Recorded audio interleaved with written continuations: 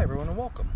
I'm out here in my backyard and it's a pretty nice late March day in central Jersey. Warm enough to be in my short sleeves, although once that sun goes down it's going to be cool because it's a little bit of a breeze and it's not quite warm, but it is warm enough with the sun hitting me to be out here in short sleeves. So this should only take a couple minutes. I'm going to put a glove on so that we could go picking around in here a little bit and see how these worms are doing after 2 weeks since we last fed them. Last time we gave them, I believe it was cantaloupe at that point as well, and this time we've also got some cabbage to throw in there. So before we lose this nice daylight, why don't we get in here and see how the worms are doing. Now in past feedings we found it helpful to have this bucket here so that we can collect all of the stuff that's in here on top so that we can get a better view of what's happening down within the bin. So why don't I just go ahead and scoop out all these leaves like we normally do. That should give us a little bit better view of what's happening inside.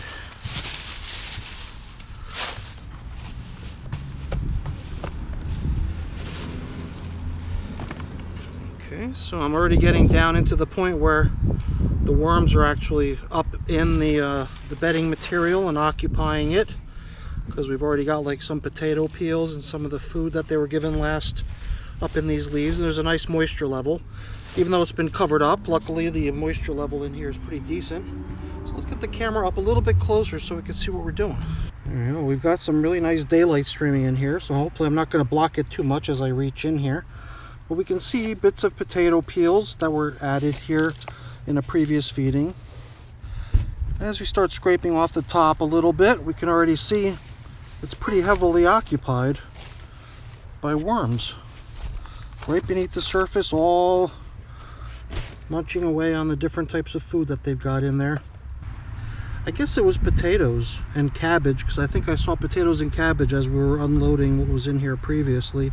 I didn't see any cantaloupe, but then again the cantaloupe is one of those things that they might have simply eaten within the first few days. So I could be wrong, I'm not quite certain. Here's a nice big hunk of cabbage. Yeah, here's the cantaloupe. You can already see that they've pretty much stripped the cantaloupe rind clean of its meaty, fleshy stuff. It's just the outer rind of it is still here. So that's probably why I didn't see too much of it, because the majority of it's been eaten. But otherwise, we're seeing a pretty nice worm bin here. I'm just picking down a little bit further to reveal some of the materials that are a little bit lower down. And as we work our way through, there are most certainly worms throughout the material everywhere.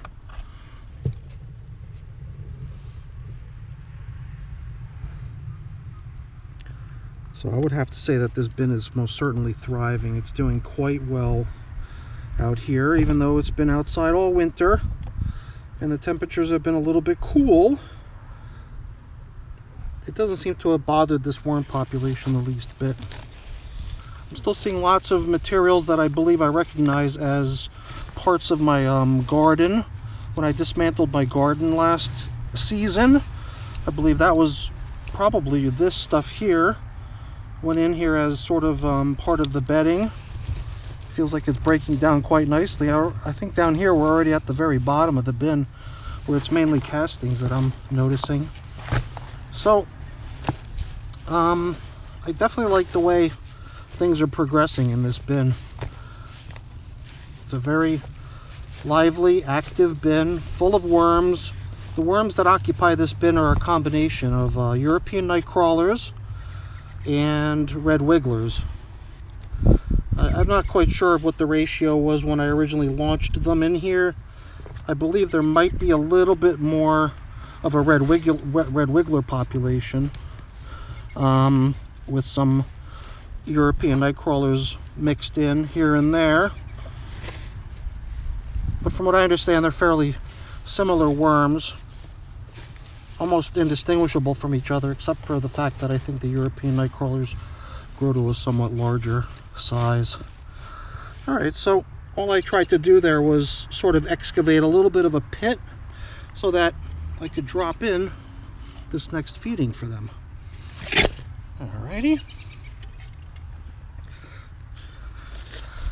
Nice mix of cabbage leaves and hunks of cantaloupe that went bad. I'm just trying to separate some of these overlapping leaves of the head of cabbage so that there's a little bit of space in between all the pieces individually. So let me stand this thing up right so I can level it off and cover it up. I think we're going to lose some of this nice daylight once I do that. Alright, it's a little bit more dim in here now that the direct sunlight's not streaming in. But hopefully we can still see the action everywhere. Big globs of worms all over the place. Having a ball, really enjoying this material no matter where you look. They're hard at work breaking down the contents of this bin. And we've seen scraps of stuff that goes all the way back to the original build of the bin, stuff that goes back only a couple feedings, stuff that takes longer sometimes remains in the bin for quite some time till the worms can break it all down. Other stuff gets broken down right away. So either way, all I can say is that this bin is really looking very nice. Lots and lots of food in here, so there certainly was no dire need for this feeding. But the way I see it is the feeding that gets put in here today is really only just starting to get infiltrated by fungus and bacteria, and it's only after that has happened that the worms can really start to enjoy it. So we're just giving all this food a jump start, give it a chance to eventually get broken down at some point in the future too. Besides, these materials we just gave it today are nice and soft, leafy, juicy, sweet materials that they should do away with pretty quickly. So all right, let's get this thing covered back up. Oh yeah, here's some of the stuff we peeled off earlier. Some of the food items. Here and there we're going to see a worm within the material. So this was also a piece of cantaloupe rind, a piece of cabbage,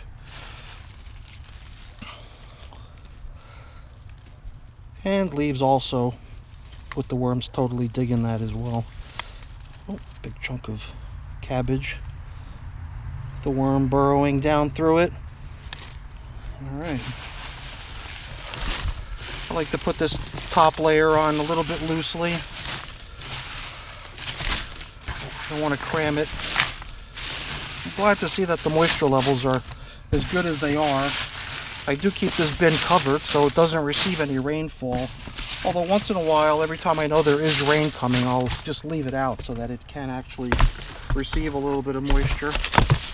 And, you know, as long as we're on the topic, and since it's been a while since I did that, perhaps I will just leave the bin out here rather than repositioning it back by the house. I'll just leave it here for a day or two. This way, any of the rain that comes down over the next couple days, it could fall right in here and give the worms a little bit of fresh moisture. And for that reason, I'll also leave this covering off. And I'll just get back to packing this thing up another day. For now, I'm just going to leave it as is, exposed to the air, and let the rain come.